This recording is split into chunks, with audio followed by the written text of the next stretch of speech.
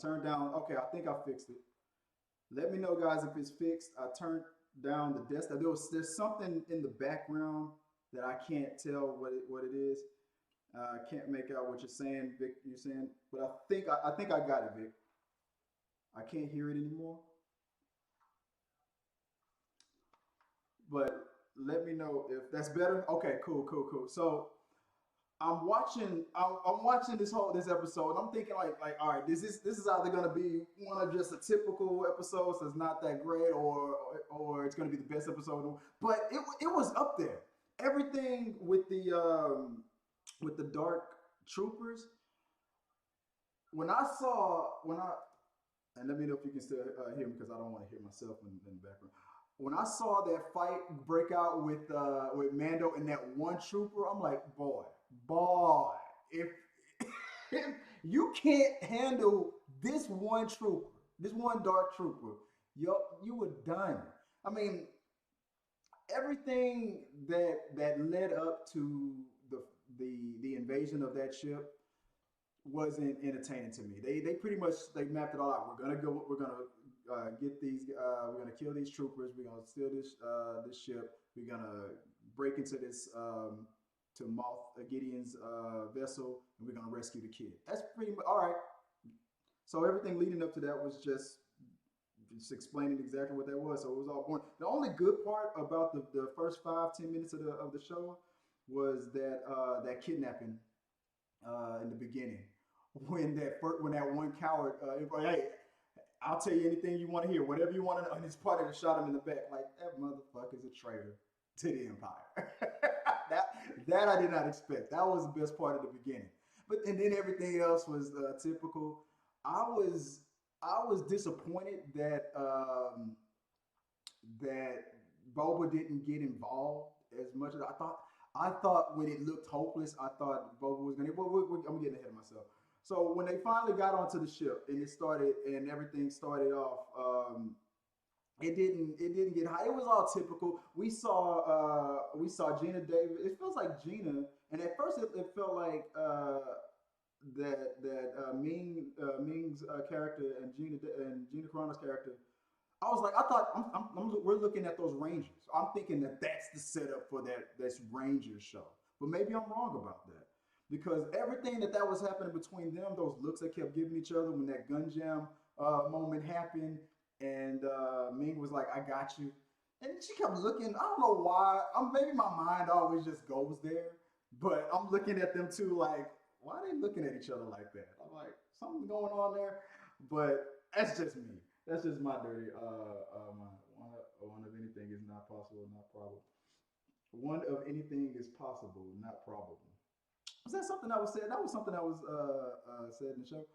But once all the stormtroopers started getting knocked out, not one, I think, yeah, not one shot landed. Of course, they got those defective helmets, and then we finally got to see a little bit of what the dark troopers could do. And at first, I'm like, I was disappointed because one trooper got through, and the other ones got sucked out after that fight. I was disappointed, and because I'm like, dude, you barely could handle one. If those other ones make it out, you're totally screwed. And then they got sucked out. And I'm like, well, that solves that problem. And then I thought about, I'm like, that was a waste. I'm like, we couldn't really see them as a team fighting. I was so looking forward to seeing what those stormtroopers could do, and the build up to the rescue, seeing Moff Gideon, and then that conversation about the dark saber and stuff. I'm like, what are you getting at? Did I forget? Did they show that and mention that in the Clone Wars or in Rebels about you winning the sword in hand-to-hand combat? Because I must have forgot about that. Because that whole conversation, I'm like, dude, you're stalling for no reason at all. You already got the blood from the kid, then kill the kid. Mando's not gonna let you walk out. You don't know if he's gonna let you live. Then kill the kid. I thought that's what he was gonna do the whole time. I thought at any moment, hot knife through butter, zoop, I thought the kid was dead. I thought he was gonna die. And then when they made that little pact, hey, if you let me go, I'll let you go. I'm like, dude, don't fall for that. He's gonna try to slice you in the back. And sure enough, that's what happened. But I guess Moff Gideon didn't realize what kind of armor. He should have been smart enough to know that he was wearing an armor that was going to protect him. And that fight leading up to the dark saber now belonging to Mando. Now it is leading me to think that the Mandalorian is going to lead into a whole direction of Bo-Katan being so pissed off because even though Bo-Katan was is being set up like a hero, like a person that's going to bring all the Mandalorian together, there's a reason. Hey, a guy like Moff Gideon doesn't have to lie much. There was probably a lot of truth in what he was saying about not trusting Bo-Katan. Why lie when the truth is even more interesting and more entertaining? I'm thinking that Bo-Katan is probably going to be the big bad of season three, as far as to her between what's going on between her and the Mandalorian. That's why what I feel like is going to happen in season three. So it's going to be this big draw out between Bo-Katan and Mando moving forward until that sword is either back in Bo-Katan's hands after defeating him in combat, or we're gonna realize that when it's all said and done, Mando is now going to lead the Mandalorians, which I'm like, I don't even know if I like that, but hey, this depends on how they execute it. Boy, I'm just gonna fast forward to that because everything else that I wanted to happen in it didn't happen. So I'm just gonna go ahead and just go knock it all out. Even when that one uh, X-wing showed up, I still was thinking it could be Ezra. I was still thinking it could be somebody else. I'm like, come on, they're not gonna. Mark Hamill's not gonna. They not. What are they gonna do? Are they gonna get Sebastian Stan? They're gonna get another look alike. But when it was the one X-wing, I'm like, holy shit! Did they get Luke? Really? Are we going there? And when she said, "Oh, one X-wing," oh wow, we're saved. I'm like, it's Luke.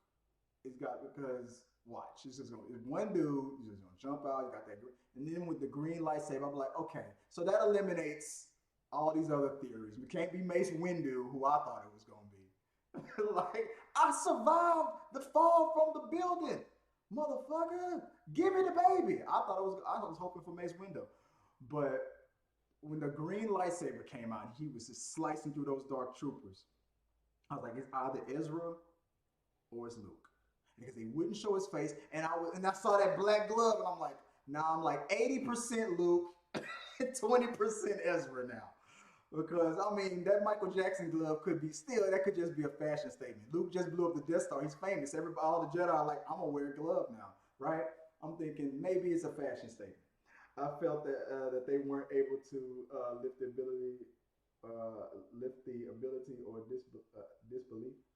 You feel like they weren't able to lift the ability or the disbelief in what in Luke, but I was still thinking it could be Ezra because they kept showing his face, and you couldn't even really make out his skin tone. Okay, is it Cal from the video game? Is it Ezra? Is it Luke? You couldn't really even make out his skin tone that much. They were really hiding that hand.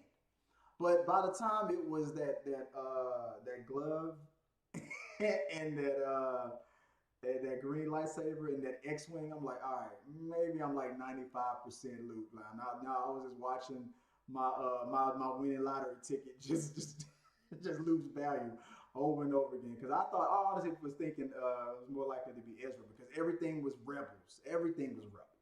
You got Katie Sackhoff. You got all these references. And if to me it would have made more sense if it would have been Ezra, but it 100% made more sense for it to be Luke Skywalker. But I just didn't think that they would do the de-aging thing. And let's talk about the de-aging thing. Now, I know this wasn't the movie.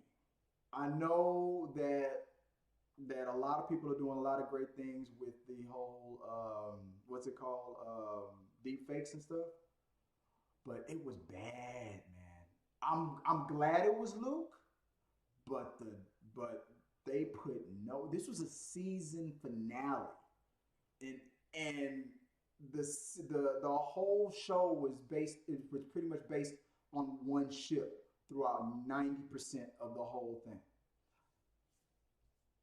and they still threw a lot of great CGI in like the Dark Troopers and things like that, and the fight and the sword fights and all that stuff with the dark saber and things, and and the space fights and stuff. They put a lot of money in this episode, and it was like there was none left over for that deep fake for Luke. That's how I felt, and it just it didn't throw me off. Like after a while, I'm like, okay, it's a TV show. Get over it. We got Luke Skywalker, the thing that makes the most sense. But the CGI was bad. And I'm gonna cut it off real quick, guys, because I gotta get to bed real quick. I gotta go to San Antonio and pick my mother up.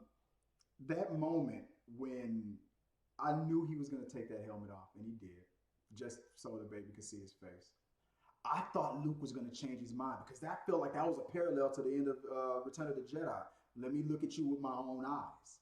When he took that helmet off, I thought Luke was gonna be like, "Oh, okay, no, y'all are too attached, so I can't take him no more." But he was like, "I'm waiting. Come on, let's go. I'm going. He'll be fine. Get in the damn car." It was like me telling my kids to get ready for school. Like, "Go, come on." That same, I felt like it was still dope, but it felt like they could have done way better, dude. Small, they could have did way, way better. So then, when I'm getting ready for this show, then I hear some noise in the background. And how many of y'all caught the end scene? If y'all didn't catch that after credit scene, y'all better go back and check it out because there was some stuff in there. A lot. So this was a whole this was a whole thing of a nod to the Return of the Jedi, and I loved every minute of it. It was one of the best episodes of this season. Not my favorite. I gotta go back. Maybe I'll rank them, but it was up there. Definitely in the top five. But the Luke surprise was well worth it. I had my money on Ezra. I had my money really on Ezra. I kept joking about Mace Windu, but I really had my money on Ezra. Turns out I was wrong. I forgot what you guys said in the community. I think the majority of you guys wanted it to be Luke, if I'm not mistaken. And if that's the case, you guys were right. You guys were right. Suspension of reality is, I guess, the proper term. You damn right, buddy.